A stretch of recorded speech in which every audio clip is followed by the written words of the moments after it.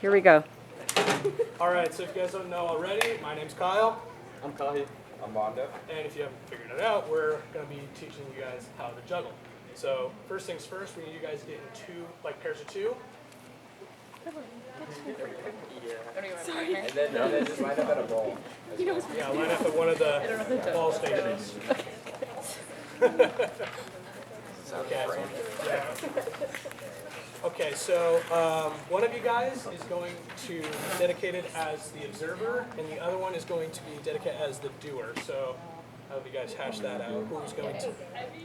Essentially, the doer is going to be doing the juggling first. So.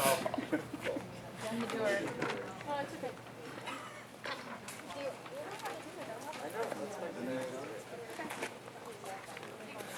Alright, so the first one we're going to start off with is the most basic. It's just like a one-handed juggle. And you're going to keep going back and forth, one hand. You guys don't have to start yet. Just wait until after all the demonstrations are over, and then you guys can run through it. That's the first one. So, like Mondo was showing there, you want to go like circular motions with your arms, like that. And another thing to keep note of is your wrists. So you don't want to throw it with your wrists forward like this, because the ball will go that way, and then you're going to have to be chasing the balls the whole time. So you want to keep your wrist straight and throw it upwards, right? Thank you. And also you want to think about the height that you throw the balls at. So you want it high enough where you have enough time to catch it, but not so high that like you're waiting for the balls to drop down like that. So it should be above your eyes, but less than about a foot above your head. And then, so once, like Heidi said, once you get just two balls, you like to add the third, you want to put it in your dominant hand. So I'm righty, so I will throw with my right hand first, and then throw with the left, and then to get the third one, I want to throw in between. So since you are throwing and catching, so like throw, catch, this is all you're doing the entire time, but you're just sequentially throwing the balls and catching them, so it'll look like something like this. So as I throw the ball, I'm catching, and I'm doing the same thing on the other side. And notice how with my hands, I'm getting a little out of whack here. Notice how my hands are doing the opposite constantly. I'm throwing one while catching the other. So now you're going to pick between yourselves. One of you guys is going to be the doer first, the other person is the observer. And the doer's job is obviously do your best to juggle. And the observer is going to watch you and compare it to the criteria sheet that we gave you. So using the standards that we set, you're going to compare how your partner is doing to that. And then after 5 minutes, we'll flip-flop roles so you get to do both. And then just feel free to give any tips to the doers, anything you see. And we'll be walking around talking to the observers. We can't talk to the doers themselves, but we can give the observers feedback. All right. Okay, we started. Starting now. Yeah. Oh, nice. Okay. Yeah. I think I'm ready to elevate to 2. Yeah, she's good. A little repetition. And I'm switching them? Yeah, you gotta. I actually don't think I can do this. I'm moving on to 2. You got one now? I think. Oh, wait, I can't talk. Actually, yeah, do you have one now? Yeah. I have No. one. Okay.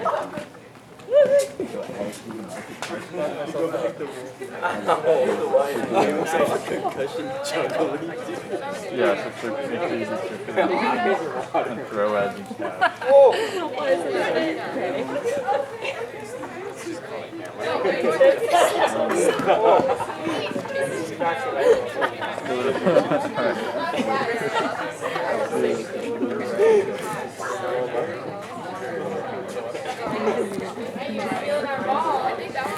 Okay. I got 2. So now I want 1. I know the theory is you want 1. Dude, try with 2. Try with only 2, but try to get them up. Higher? Yeah. Oh, no. I already go with one of them. Try one. I'm moving Try down. one. Yeah. So Okay. Do the switch feel that. You see, like, Get the rhythm. Keep it flowing. yeah. So we need more consistency in the height. Almost like, so you don't want to. Yeah.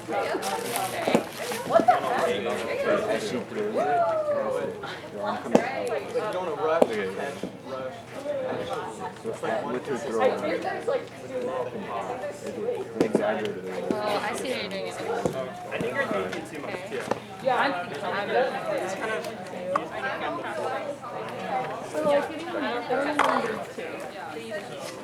okay, yeah, sorry. So, Throw it up. are they the only ones that's here, right? I'm like passing it, or? The boat should be in the air. Yeah. So throw it up. And then throw the other one up. And then catch one. And then catch one. So it should be circular motions and then throw up. Is that better? Yeah. so when you this is like you gotta throw it up in one general area and catch it in the order that you throw. No, the audience. Not working out. It's almost harder than two balls.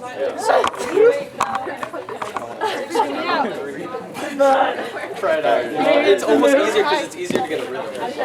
Right? I'm gonna try like right above it. Okay.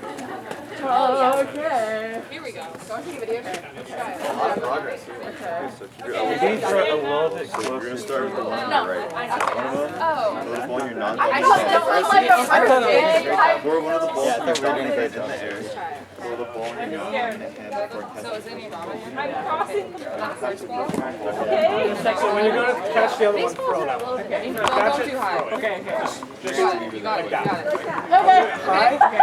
it. I'll do it pretty distant. So when I'm throwing it, all I'm doing is All right, so let's see. Just send it. where I'm throwing it up. I'm watching. Sorry. Basically, Okay. toss Yeah, the no, ball. that was okay. Oh, wait. Catch with my hand.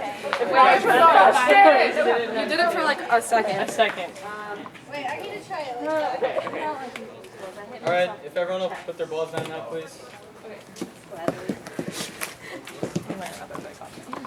So now you're gonna switch roles. So if you observe, you're gonna be the doer, and maybe we'll take a minute here if you want to tell your partner what worked, what didn't, like maybe a mental cue or something that was helpful. Something to keep in mind when you're doing this is to maintain that momentum. So your hands are constantly going like this. So when with just two, I throw this one, I'm throwing the other one. So when it's up here, that like when it goes up here, I'm throwing this ball. So I'm just going like this the whole time with two. And then if you get three, then you start to be able to build momentum with it. All right, so you guys can go ahead. Got it. That's why I was in like not that skilled. Wow. This one's called tennis. Right. So they I mean, just.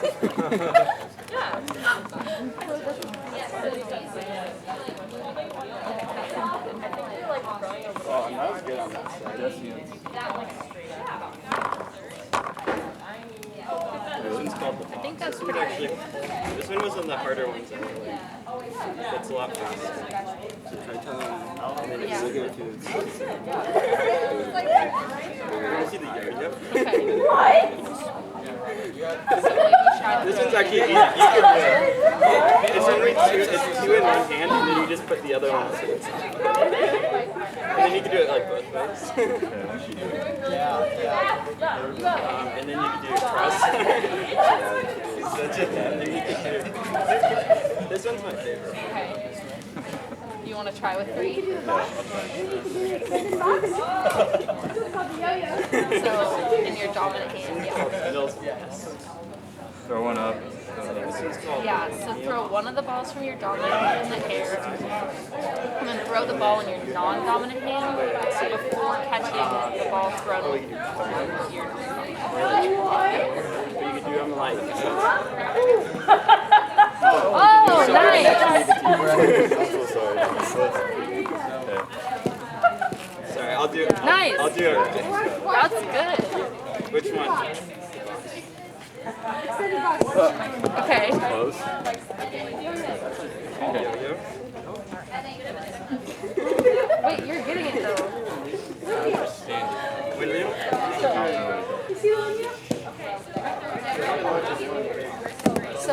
Yeah, I think that's it. So what it says is catch the ball at the apex of the throw. You don't need to look at the ball. Which one do you want? Gavin! You need to go both ways? Give him another one. Wait a minute. Kind of help you out. Oh, yeah. Wait. Wait, Gavin, this is one of the more impressive things I've ever seen before.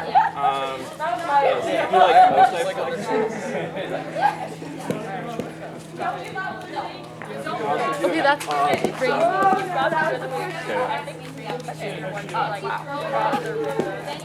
So yeah, it says watch it at the top. Yeah, so this is like middle school, high school. And don't reach up like the ball. I haven't done it in a long time. I used to be able to juggle like behind my back. So I used to play a lot of baseball, and so sitting on the bench, I would like learn how to juggle. And then I just watched YouTube. So once I... Okay, what do I do there? The student's smarter than the teacher. Oh, I see. Yeah, I see where you're getting tripped up. Yeah, I think you just, I think you just gotta keep throwing with that hand. The dominant hand? Yeah, just try throwing again. Just throw. Okay, your turn. Okay.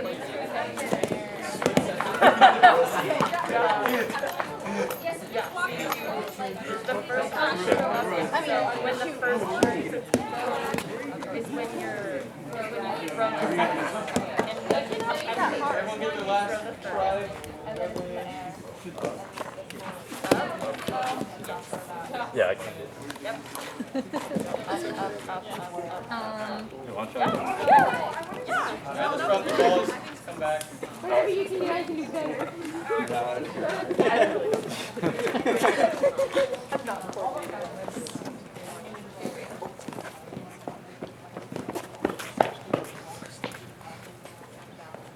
So we just taught you guys how to juggle using the reciprocal teaching method.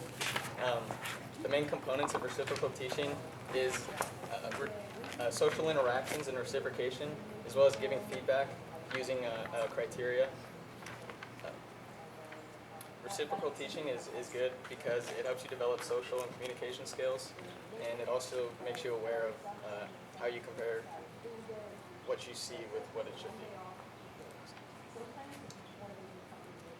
So the anatomy behind the reciprocal teaching style is basically it's built around feedback, whereas having the doer and the observer, you have the most feedback possible. It's a 1-to-1 ratio. It's a constant flow of essentially like feedback in the sense that you are constantly seeing your mistakes and constantly correcting them. And there's 5 steps in being able to like complete this. And one of the steps, the first one is knowing the task. So reading off that sheet, make sure your hands at 90 degrees, the wrists, make sure you're not throwing too high, make sure your rhythm's right. And then the second is observing what the doer is actually, how they're actually performing. So what are they doing? Are they doing anything wrong? And then the third step is comparing what they're doing to that task and if they're following it correctly. The fourth is making any conclusions that maybe they're doing something wrong, maybe their hands aren't right, just essentially correcting them. And then the fifth is basically you are correcting anything that was wrong in the process, anything that could be better. Yeah, and there's different bullet points and like kind of lists and standards to go through. So the first one is that the teacher accepts that the process between the observer and the doer and how they have to communicate and they have to really work together to kind of get the steps down. The next one is the importance of the teaching learners to give accurate feedback to each partner. And so, I mean, having the trust for us to give the observers to the doers like feedback and make sure they're doing it right is a big part of the reciprocal style teaching. You know, it teaches leadership for each person and teaches everybody how to like have a partner and work together. And the next one is being able to shift the power of giving feedback to the learner and, you know, just switching roles, and after doing it or after teaching someone, you're able to kind of bring it back, switch roles and do it yourself, and it gives the observer a chance to, you know, see all the steps, and so when they do it, they kind of have an idea. You see a lot of this in like a PE style type of class where we're having, we're playing volleyball and you're like passing each other digs or something, and you know, the person you're doing it with is kind of teaching you, giving you steps as you do it as well. The next would be the teacher learns a new behavior for direct communication. So basically us as teachers, we have to not say anything to the doers, which is kind of tough. You know, we're watching and we can't give any tips to the doers, but we can only give tips to the observers, and it kind of like helps the teacher teach better. And then the teacher trusts the students to make additional decisions. So this is the last one, and it's basically, you know, how we give each student, we're giving the observers our trust in making the right decision calls and making the right judgment calls on what they're doing. And you know, something for as little as juggling, having the right judgment calls and can like help the person achieve what they want. So, any questions? Is the referral method used ideally with like one like set of partners that just like work with each other, or is it like ideally used in like a rotating setting where different people have different partners? It's typically used more in a rotation. Can you repeat that question? Sorry. Oh, yeah. So you're asking if it's more like rotational, or is it more back and forth? That's what you're saying?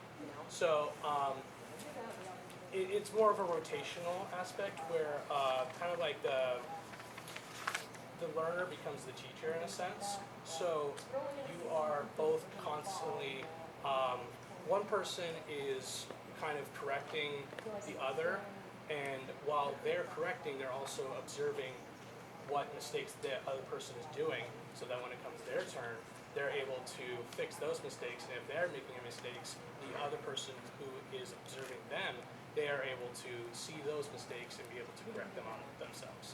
So it's kind of like a both learning aspect. Can I say something on top of that? Is it also, are you also asking that, like, would you switch partners if we were to get like a new task? That would totally be beneficial, because if you're with the same person, you're going to be able to develop a relationship with them, and it might be easier to communicate. You're not working on your social skills as much as if you were working with someone else with a different personality, with a different set of skills. So it's definitely better to switch up your partners. Sure. Thank you. How could this teaching style be implemented? Can you guys give an example? Yeah, so like. Say that again. Sorry. No, go ahead. Yep. Like how could this teaching style be implemented into real life? And you know, when we start working when we're older and have coworkers and stuff, and we need to work together to get this job done, get this task done, we're able to talk it out, help each other out, and it's all about like creating relationships with people you don't know, and so it's kind of like making the uncomfortable comfortable. So in any sense, in any way that you have to do that in your real life. Are there any challenges that you guys saw with the process of having one person teaching while the other one's doing? Is there any like hard parts about that? I mean, for me and Juan, like neither of us know how to juggle, so it's kind of hard because we didn't really know how to help each other. So obviously we had the sheet, which was helpful, but to an extent we were just like stuck. That is one fault that we saw in this teaching style, is that if both parties are at the same level, it's a little harder for them to become as comfortable with the skills. So as if someone who has massive juggling skills is the observer, while someone who doesn't have juggling skills is the doer, there's going to be a very much larger learning curve there. Whereas if both teams are just, they start low, you guys aren't going to build skills as quickly. That is one fault that we saw within this teaching style.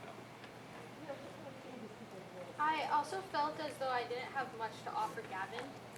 he had years of experience, and he's amazing, and I have none. So I feel like I didn't progress Gavin at all because I didn't have anything to offer him with this learning staff. And oh, you want to? Oh yeah, but yeah, that's true. And sorry, Gavin.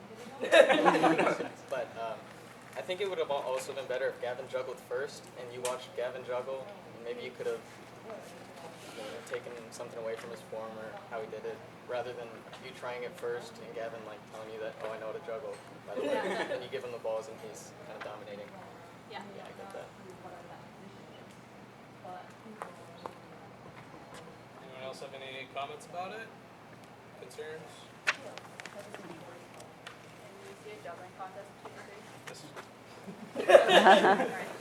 Throw Gavin in there. Yeah, no, I think Gavin. No, Gavin stays where he is. Afterwards, can we have Gavin show you guys? He can do a lot. Yeah, Gavin's got it. Come on, Gavin. We'll come to Gavin Are we later. just going like time, so you can just keep going? Gavin, go. Yeah, Gavin.